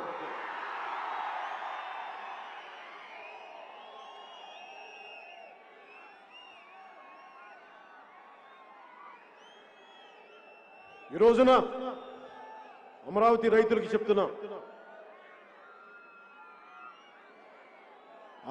ఆంధ్రప్రదేశ్ రాజధాని అమరావతి, ఎక్కడికి వెళ్ళదు. మీ కష్టం, మీ మీద పడ్డ ప్రతి లాఠీ దెబ్బ నా మీద పడ్డట్టు గుర్తుపెట్టుకోండి. నేను ఖచ్చితంగా చెప్పగలను, అమరావతి ఇక్కడి నుంచి కదలదు.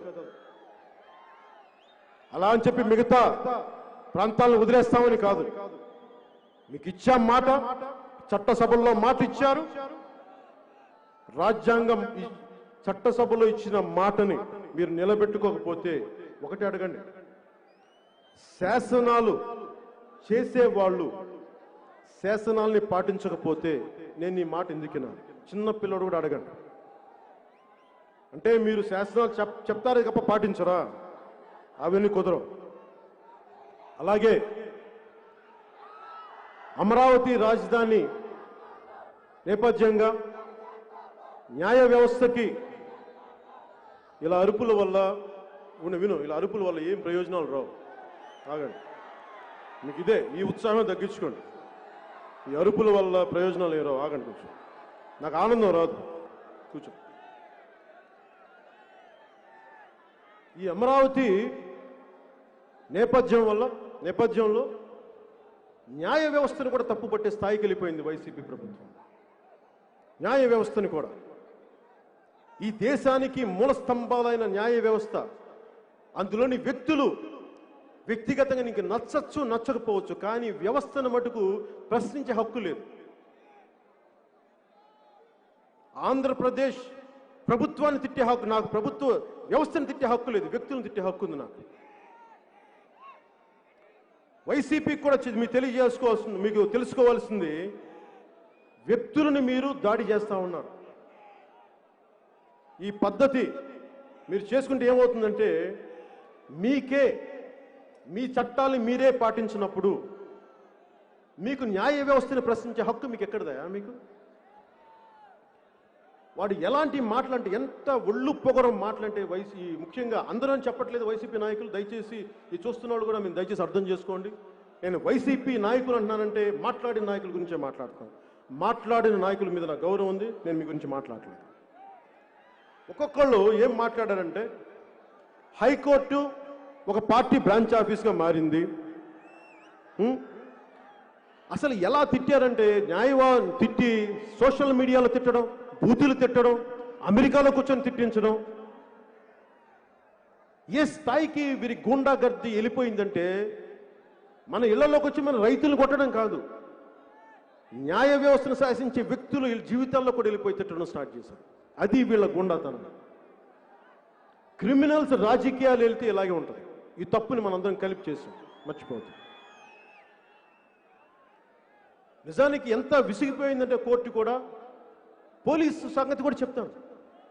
పోలీసు వ్యవస్థ కూడా ఏం చేయగలను, నేను పోలీసు పెట్టను. నేను ఇదే మాచర్లో గురజాల్లో మా నాగబాబు గారికి కూడా తెలుసు, నాగబాబు గారు కూడా పెరిగారు. నేను కూడా గుంటూరు బాపట్లో పుట్టినోండి, గుంటూరు కారం తిన్నాండి కూడా. పౌరుషం ఉండదా?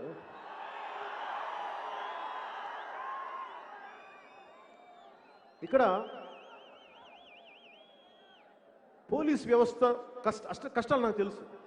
ఎందుకంటే మా నాన్న ఒక పోలీస్గా స్టార్ట్ అయ్యి హెడ్ కానిస్టేబుల్ ఎస్ఐ టైంకి ఆయన్ని 1960లోనే ఇప్పుడు అబ్కారీ శాఖ మార్చారు.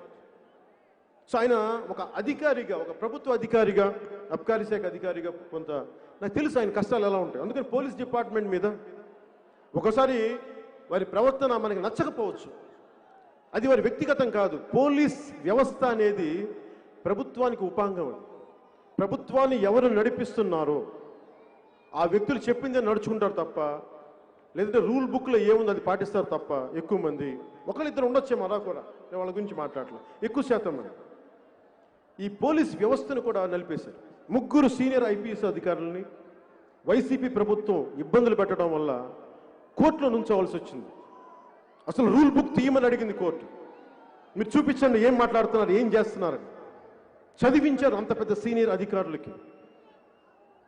ఈ వెల్లంపల్లి వెల్లుల్లిపాయ గాలికి అవంతి బంతి చామంతి గోడ కొడితే తిరిగిరాని బంతి అవంతిలకి ఒక ఐపీఎస్ ఆఫీసర్ అధికారికి ఉన్న నాలెడ్జ్ మీకు ఉంటుందా? కర్మ, మీరు మంత్రులు అయ్యారు, మీరు వాళ్ళని శాసిస్తున్నారు. నిజంగా దేశం చేసిన దౌర్భాగ్యం అది.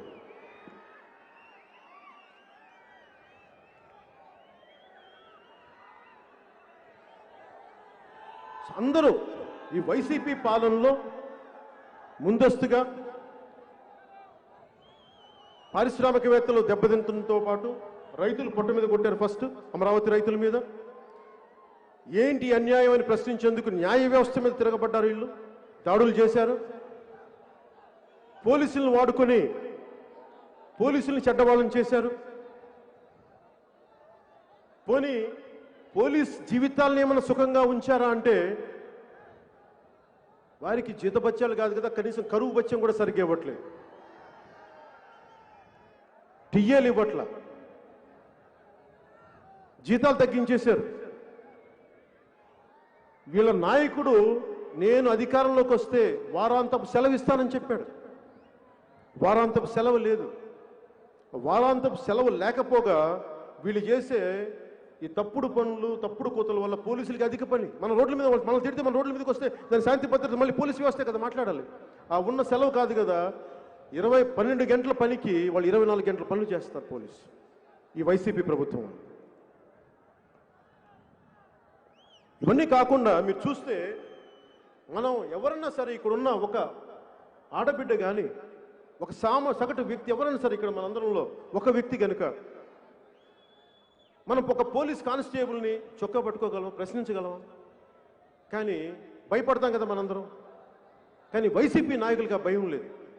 సిఐ ర్యాంక్ అయినా సరే చొక్కా కాలర్ పట్టుకుంటారు. చిత్తూరులో ఒక సిఐని కాలర్ పట్టుకున్నారు.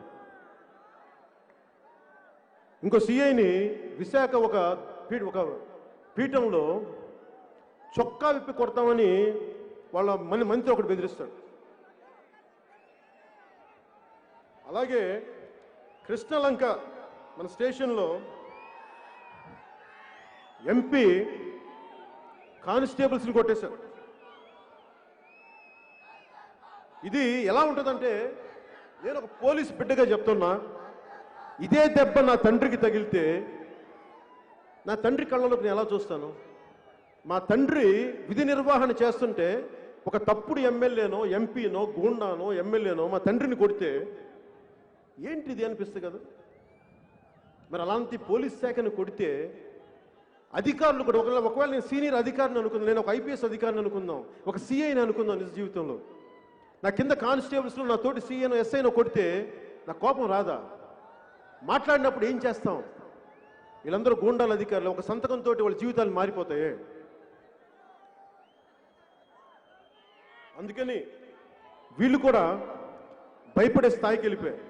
ఏదైనా ఎక్కువ మాట్లాడితే వేకెన్సీ రిజర్వ్లోకి పంపిస్తారు, జీతాలు ఉండవు అక్కడ, ఇంకో పదవి ఇచ్చేవారు కదా, పనిష్మెంట్.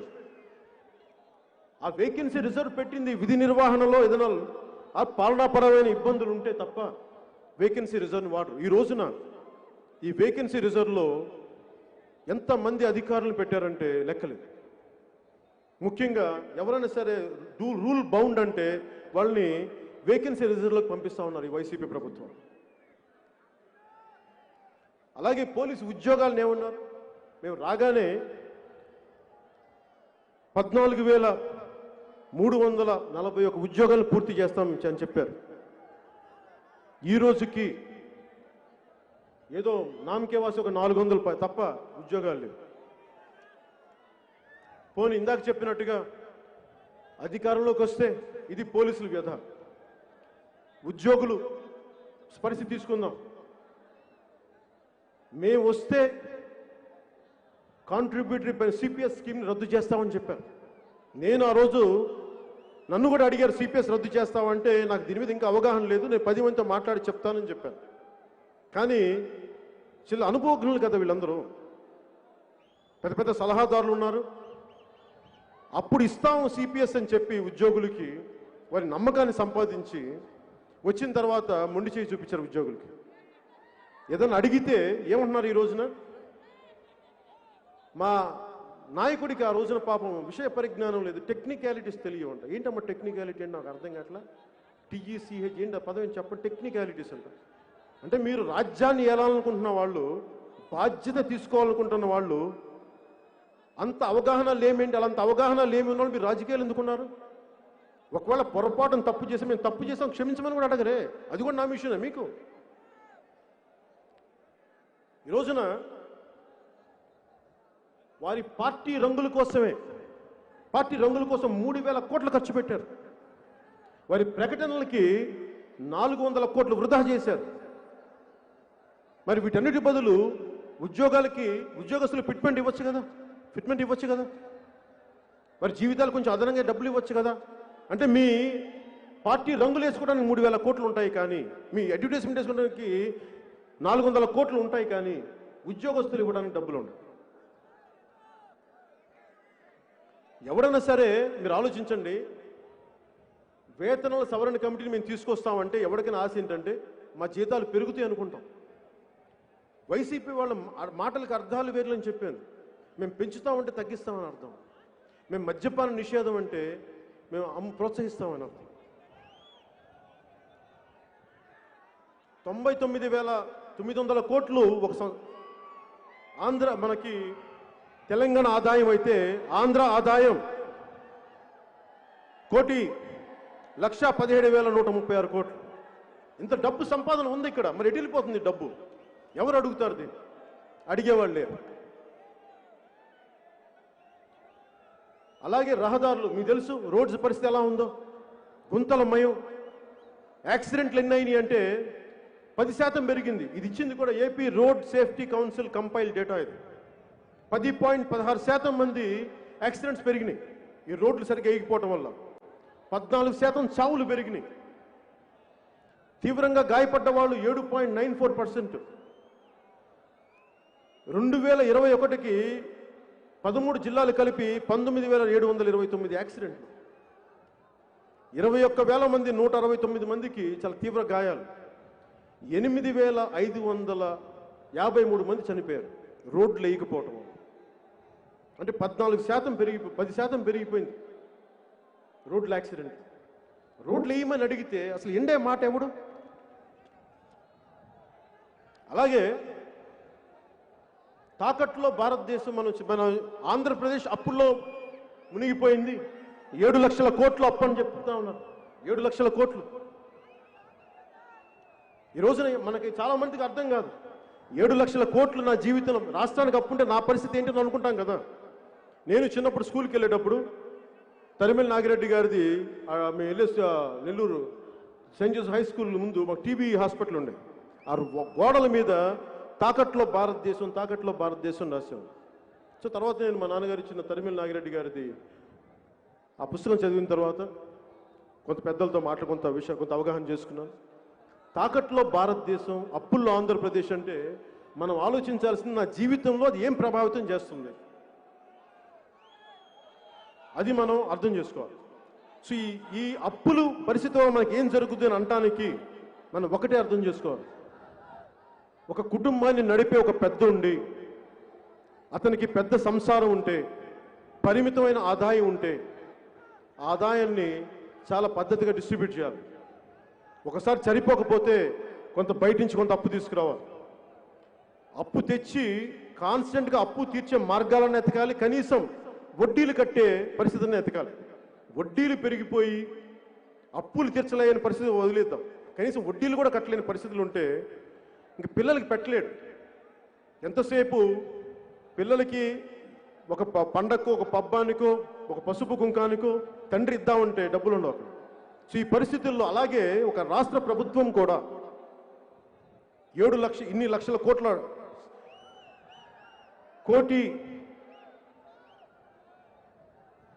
కోటి పైన ఆదాయం ఉండి, 1,00,000 కోట్ల పైన ఆదాయం ఉండి దీనిని సద్వినియోగం చేయట్లేదంటే ఎక్కడో తప్పు జరుగుతున్న అర్థం. మీరు అర్థం చేసుకోవాల్సింది, ఇంతమంది యువతున్నారు, మీకు ఉద్యోగాలు లేవు. ఎందుకు ఉద్యోగాలు ఇవ్వలేకపోయారు? ఎందుకు ఈరోజు కూడా టీచర్స్ ఉద్యోగాలు ఎందుకు ఇవ్వలేకపోయారు? కొత్త రిక్రూట్మెంట్ ఎందుకు చేయలేకపోయారు? ఉద్యోగులకు ఎందుకు వేతనాలు పెరగట్లేదు? అమ్మ ఒడి పథకానికి డబ్బులు ఎందుకు ఆగిపోయినాయి? ఎయిడెడ్ స్కూల్ కాలేజీలని, స్కూల్స్ని ఎందుకు మూయించేస్తున్నారు? ఎందుకు డబ్బులు కట్టలేకపోతున్నారు? ఆరోగ్యశ్రీ పథకాన్ని ఎందుకు మంచం ఎక్కించేశారు? పాత పెన్షన్లని ఎందుకు తగ్గించేశారు? కరెంటు బిల్లు ఎందుకు పెరిగింది? ఇది ఆలోచిస్తే వీరు అప్పులు చేయటం వల్ల, వీరు రకరకాల విధానాలకి దాని అప్పులతో పాటు మనం చేయడం పరిశ్రమ అభివృద్ధి ఉండాలి కదా. ఎవరో ఒకరు పెట్టుబడులు వచ్చేవాళ్ళు ఉండాలి, వడ్డీలు కట్టాలి, ఎంతో కట్టాలంటే పెట్టుబడులు ఉండాలి. పెట్టుబడులు చంపేశారు వీళ్ళు. ఆంధ్రప్రదేశ్ అంటే ఒక్కరు రావట్లేదు ఈ రోజున. ఉన్న పరిశ్రమలు వెళ్ళిపోవడం కాదు, వచ్చే పరిశ్రమలు లేవు. ఉన్న పరిశ్రమల్ని కూడా పంపించేస్తూ ఉన్నారు. ఉదాహరణకి అమర్రాజా బ్యాటరీసే ఉంది. దాంట్లో నాకు తెలియదు అంతకుముందు అమర్రాజా బ్యాటరీస్ ఏంటి. ఒకసారి కిరణ్ రాయ్, మన వినోద్ రాయల్ అని చెప్పి మన జన సైనికుడు బిడ్డ చంపేశారు చిత్తూరులో. ఆ బిడ్డ వాళ్ళ తండ్రి అమర్రాజా బ్యాటరీ ఇంజనీర్. ఆయన ఎప్పుడో కూర్చోబెట్టి అక్కడే ఉద్యోగి రిటైర్డ్ అయ్యాడు. అలాంటి ఎంతో మందికి ఆధారం కల్పించిన ఒక పరిశ్రమని ఉన్మాదంతో, పిచ్చితో ఇక్కడి నుంచి పంపించేశారు. కియా ఫ్యాక్టరీ అనంతపూర్లో వస్తే వారి అనుసంధానమైన పరిశ్రమ యాన్సిలరీ యూనిట్స్ రావాల్సిన వీళ్ళు చేసిన, వైసీపీ చేసిన గొడవకి వీళ్ళు వెళ్ళిపోయారు. ఇలా ఒక్కటి కాదు, 2 కాదు, అన్నీ వెళ్ళిపోయారు. నిజంగా ఈ ప్రభుత్వం అధికారంలోకి వచ్చినప్పటి నుంచి చాలా ఇబ్బందులు ఎదుర్కొంటా ఉంది. వీరిని ఎవరు ప్రశ్నించకూడదు. చివరికి జపనీస్ రాయబారి కింజో హిరామత్సు అనే వ్యక్తి కూడా, మీరు ప్రభుత్వాలతో ఒప్పందం చేసుకుంటే మీరు ఆ ఒప్పందాలని ఉల్లంఘిస్తే మేము ఎవరికి చెప్పుకోవాలి, భవిష్యత్తులో పెట్టుబడులు రావు, పెట్టుబడులు రాకపోతే ఉపాధి అవకాశాలు పోతాయి, ప్రజలు దెబ్బతింటారని చెప్పారు. ఈ విధానంలో నష్టపోతే అంతిమంగా పేద ప్రజలు, సామాన్య ప్రజలు. మీరు అర్థం చేసుకోండి, వీరు అభివృద్ధి లేకపోతే 300 యూనిట్స్ కరెంటు దాటిన పేదలకి పథకాలు కట్ చేస్తూ ఉన్నారు. రైతులు ధాన్యాన్ని కొనడానికి డబ్బులు లేవు. ఎస్టీ, ఎస్సీ, బీసీ సకల కార్పొరేషన్లకి రుణాలు ఇవ్వలేని పరిస్థితుల్లో ఉన్న కార్పొరేషన్ నిధులను వేరే చోటకి తరలించేస్తూ ఉన్నారు. ఈ రోజున పంచాయతీ, గ్రామ స్వరాజ్యం, గ్రామానికి గ్రామాలే పట్టుకొమ్మలు దేశానికంటే ఈ పంచాయతీలు డబ్బులు లేవు. ఈ రోజున డ్రైనేజీలు బాగు చేయించలేరు. వేతనాలు సవరణ అంటారు, డబ్బులు లేవు దానికి. మద్య నిషేధం అని చెప్పారు, మద్యం మీద కోట్లు సంపాదిస్తూ ఉన్నారు. టీడీపీ ప్రభుత్వంలో ఉన్నప్పుడు 59,000 కోట్ల మద్యం మీద ఆదాయం వస్తే 2.5 ఏళ్లలోనే మద్య నిషేధం విధించి 45,000 కోట్లు సంపాదించారు. టీడీపీ రికార్డు బ్రేక్ చేశారు 2.5 సంవత్సరాలు. ధరలు పెంచితే మద్యం తాగేవాళ్ళు తగ్గిపోతారని చెప్పి ఒక దరిద్రపు, నీచ, నికృష్టమైన ఒక హీన వాదన ఒకటి వినిపిస్తారు. డబ్బులు పెంచితే ఎవడైనా సరే వ్యసనాన్ని నియంత్రించగలరుగా, నిర్మూలించగలరా? పైగా ఈ నాసిరకం లిక్కర్ ఒకటి అమ్ముతారు. దానివల్ల ఈ మధ్యనే మనకి జంగారెడ్డిగూడెంలో 812 మంది చనిపోయారు ఇలిసిట్ లిక్కర్ తాగి. ఇండియన్ మేడ్ ఫారిన్ లిక్కర్ అంటాం కదా, IMFL అని. అది కాదు, ఇడుపులపాయ మేడ్ ఫారిన్ లిక్కర్.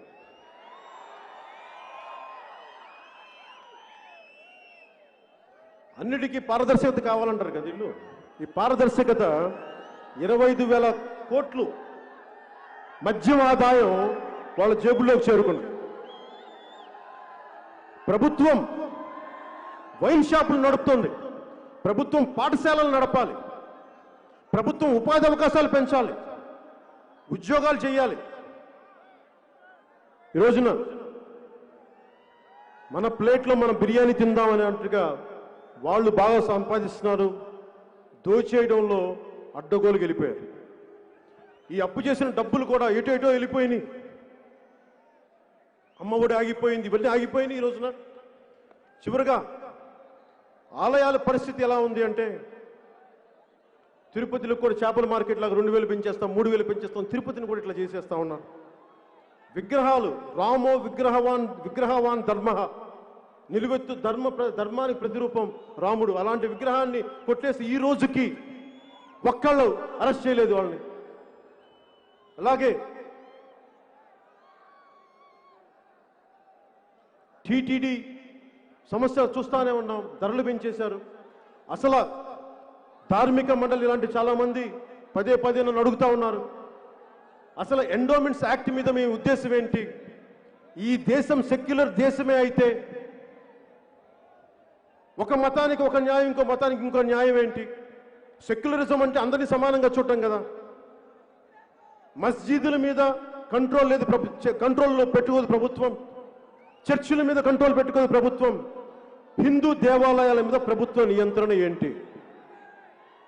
దీని మీద మాట్లాడాలి అని అంటే ఖచ్చితంగా చెప్తున్నాను, ఈ రోజున దీనిని మేము పరిశీలిస్తాం, దీన్ని అధ్యయనం చేస్తాం, దీంట్లో లోతుపాతులు తెలుసుకుంటాం. టీటీడీ యాక్ట్ని సవరించాల్సి వస్తే, ఈ ఎండోమెంట్స్ యాక్ట్ని సవరించాల్సి వస్తే ఖచ్చితంగా పెద్దలందరితో కూర్చొని మేమందరం కూర్చొని ఒక సమిష్టి నిర్ణయం తీసుకుంటాం.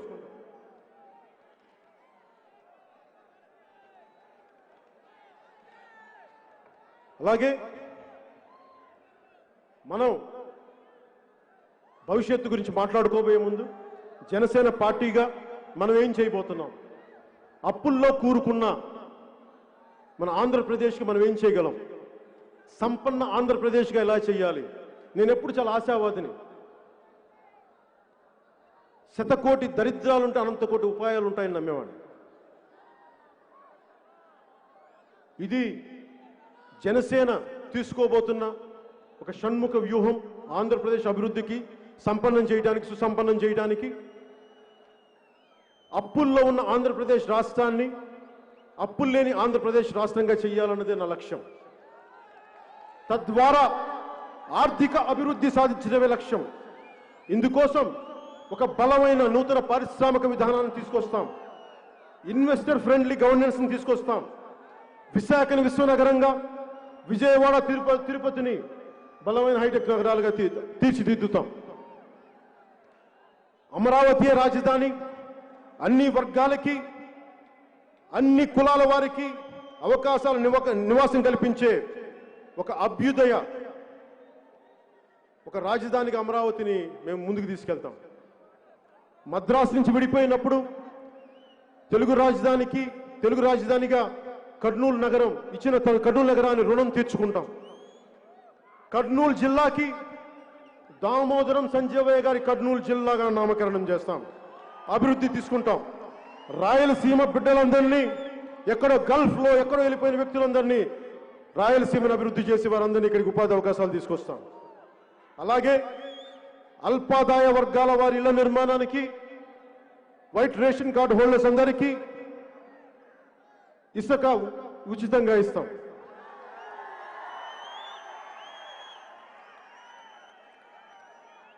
అదనపు గదులు నిర్మించుకున్నా కానీ వైసీపీలా కాకుండా మేము ఉచితంగానే ఇసుకేస్తాం, అందరికీ అండగా ఉంటాం. అలాగే జనసేన సౌభాగ్య పథకం కింద దీనికి మటుకు ఒక చిన్న ఇన్సిడెంట్ చెప్పాల్సి వస్తుంది. హుద్హుద్ తుఫాన్కి నేను శ్రీకాకుళం పోయినప్పుడు మీలాంటి యువకుడు ఒకడు వచ్చి, అన్న మాకు 2000 కాదు 5000 కాదన్న, మమ్మల్ని ఏదైనా చెయ్యన్నా, మమ్మల్ని మా కాళ్ళ మీద మేము నిలబడగలిగి మాకు 10 మందికి ఏదైనా ఉపాధి అవకాశాలు ఇచ్చేదైనా పని చేయనని అడిగితే, 25 కేజీలు బియ్యం కాదన్న, 10 సంవత్సరాల భవిష్యత్తు ఇచ్చే పని చేయన్నా అంటే, ఆ రోజున నేను చెప్తున్నాను, మీకు యువతకి మాటిస్తున్నాను, మీకోసం పెట్టాము ఈ పని. మీరు అద్భుతంగా ఉండాలి. ఈ విలేజ్ సచివాలయాల్లో ఉండే సులభ్ కాంప్లెక్స్ల్లో కలెక్షన్ చేసే ఉద్యోగాలు కాకుండా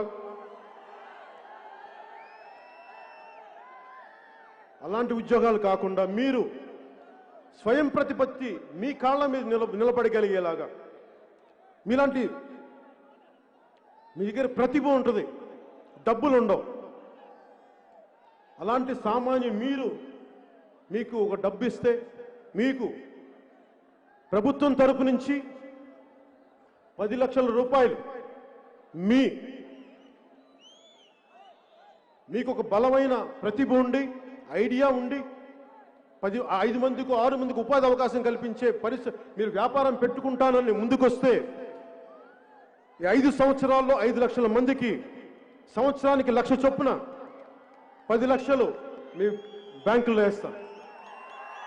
దీంట్లో బడుగు బలహీన అణగారిన వర్గాలందరికీ ప్రాధాన్యత ఇస్తాం.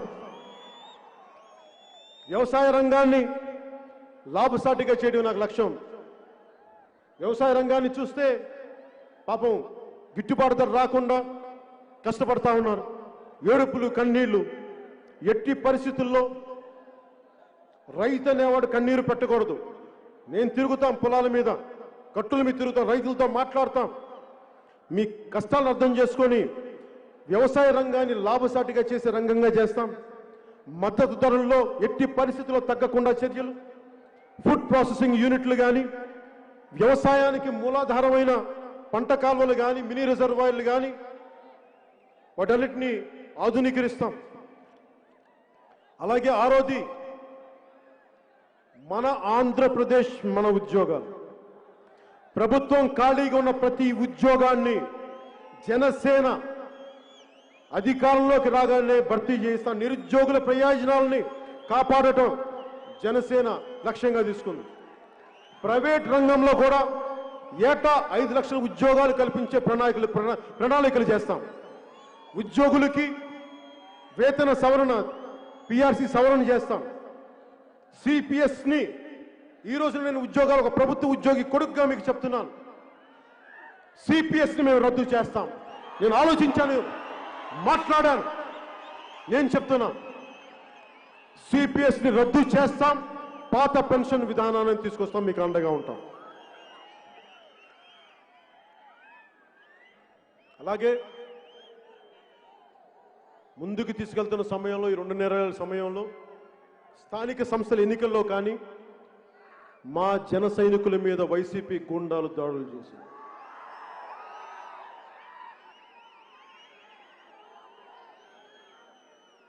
నేను కులాల ఐక్యత కోరుకునేవాడిని, కులాలను విభజించేవాడిని కాదు, కులాల ఐక్యత కోరుకునేవాడిని.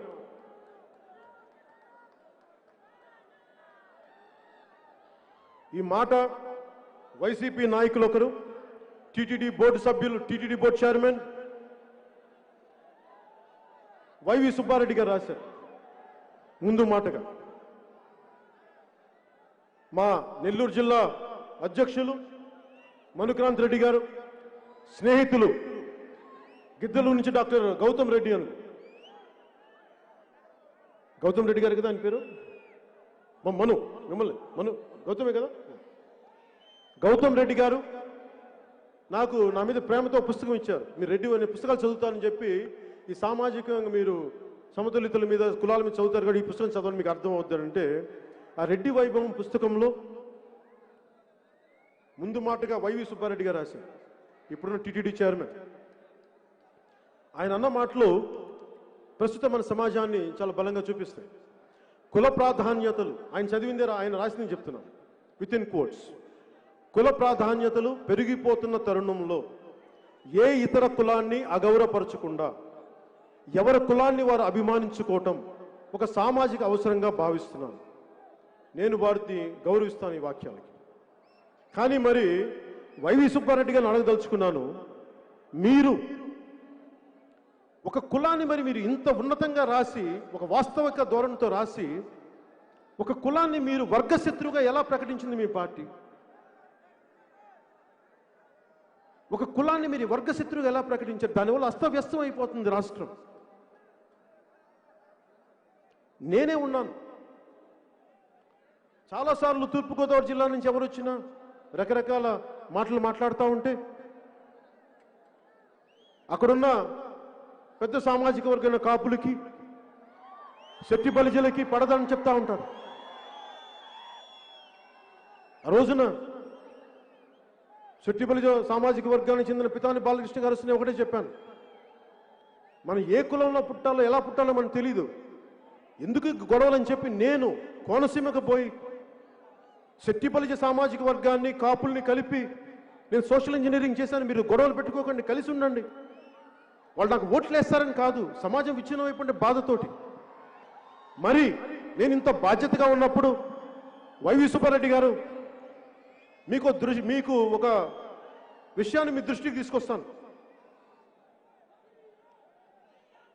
మీ కాకినాడ ఎమ్మెల్యే ద్వారంపూడి చంద్రశేఖర్ అనే వ్యక్తి నన్ను అకారణంగా పచ్చి బూతులు తిట్టాడు, నన్ను వినకూడని బూతులని తిట్టాడు. అది మీ వైసీపీ వాళ్ళకి అలవాటు అనుకోండి, నేను భరించాను, నేను తట్టుకున్నాను. కానీ నన్ను తిడితే మా మా జన సైనికుల కోపాలు వస్తాయి, మా ఆడపడుచుల కోపాలు వస్తాయి, మా వీర మహిళల కోపాలు వస్తాయి, మా నాయకుల కోపాలు వచ్చినాయి. నానాజీ గారికి, పంతం నానాజీ గారికి, అందరికీ ఎందుకు ఇలా అన్నామని చెప్పి నిరసన చేయడానికి పోతే వాళ్ళ మీద దాడులు చేశారు. దాడులు చేయడమే కాకుండా నేను నిజంగా చెప్తున్నాను, ఈ రోజున ఇన్ని సంవత్సరాల్లో పార్టీ పెట్టిన 8 సంవత్సరాలు ఏ ఒక్క రోజు కూడా నా మీద ఇన్ని మానసిక అత్యాచారాలు చేసినా కానీ ఏ ఒక్క రోజు కూడా నేను ఎందుకు వచ్చాను రాజకీయాల్లోకి, తప్పు చేశాను ఒక్క క్షణం కూడా అనుకోలేదు. కానీ కొద్ది క్షణాల మటుకు మా ఆడబిడ్డల మీద, మా వీర మహిళల మీద దాడి చేస్తే వాళ్ళు ఏమి తిట్టారో నాకు చెప్తే ఆ రోజు అనిపించింది, అయ్యో నా బిడ్డల్ని ఎందుకు నేను ఈ పరిస్థితిలో పెట్టాను, నేను పాలిటిక్స్ రాకుండా ఈ పరిస్థితి వచ్చినది కాదా, ఆ కొద్ది క్షణాలు అనిపించింది నాకు. నేను ఈ రోజున చెప్తున్నానమ్మా, మీరు నా కోసం పడ్డ తిట్లకి మనస్ఫూర్తిగా ఇంత నిండు సభ ముందు మీ క్షమాపణలో నేను కోరుకుంటున్నాను.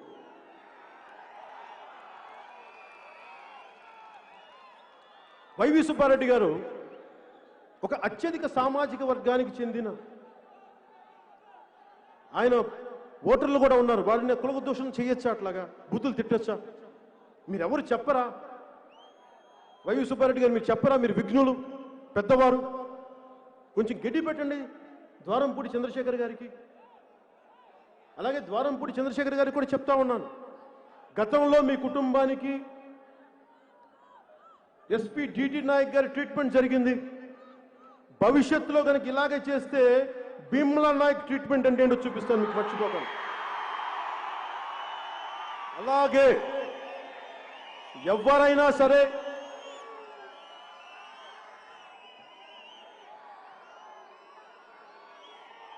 కులాల పేరు మీద నిజానికి ఈ రోజున వైశ్య సామాజిక వర్గాన్ని ఇబ్బంది పెట్టేస్తా ఉన్నారు. ఎప్పుడు వైశ్యులు చేతికి సహాయం చేసేవాళ్ళు తప్ప వారి జీవితాన్ని వాళ్ళు చూసుకునే వాళ్ళు తప్ప ఈరోజు ఒక్కరు ఎప్పుడు ఇబ్బంది లేరు, ఆశించరు. అలాంటి వైశ్య సామాజిక వర్గాన్ని మీరు ఇబ్బందులు పెడతా ఉన్నారు. నేను చెప్తున్నాను, ఈ రోజున వైశ్య సామాజిక వర్గానికి జనసేన మీకు అండగా ఉంటుంది. అలాగే యానాదు జాతులకు కానీ, రెల్లి కులస్తులకు కానీ,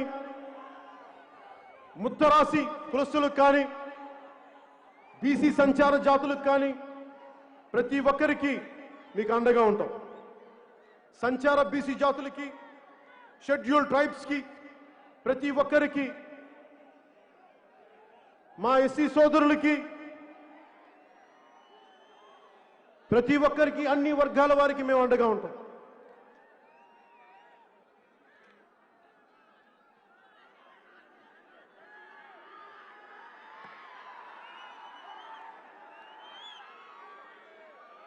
ఈ సభని ఈ మాటలు చెప్పి ముగిస్తున్నాను. పొరుగువాడి మంచితనం దుష్టుడి దురహంకారాన్ని రెచ్చగొడుతోంది. పక్కవాడి సౌభాగ్యం బాలిసుడి గుండెల్లో మంటల్ని రేపుతుంది. ప్రజలు నోళ్లు కొట్టి ప్రజాస్వామ్యాన్ని పాతిపెట్టి గజ దొంగలు ఈనాడు రాజులై ఏలుతున్నారు. బాలగంగాధర్ దేవరకొండ బాలగంగాధర్ తిలక్ రాసిన ఈ కవితా పంక్తులు వర్తమాన వైసీపీ ప్రభుత్వం నడిపిస్తున్న వ్యక్తులకి చాలా సహజంగా వర్తిస్తాయి. కర్ణుడికి కవచకుండలాగా. బాలీసుడు అంటే వైసీపీ శ్రేణులు చెప్తున్నాను, మూర్ఖుడు, నా ఉద్దేశంలో దుర్మార్గుడు అని అర్థం.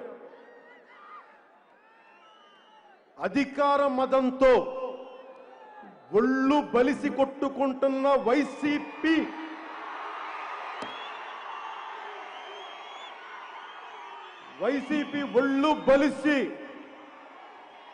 ఒళ్ళు బలిసి అధికార మదంతో ఒళ్ళు బలిసి కొట్టుకుంటున్న వైసీపీ అనబడే మహిషానికి కొమ్ములు ఇరగొట్టి కింద కూర్చోబెట్టి వచ్చే ఎన్నికల్లో సరికొత్త ప్రజాప్రభుత్వాన్ని స్థాపిస్తాం.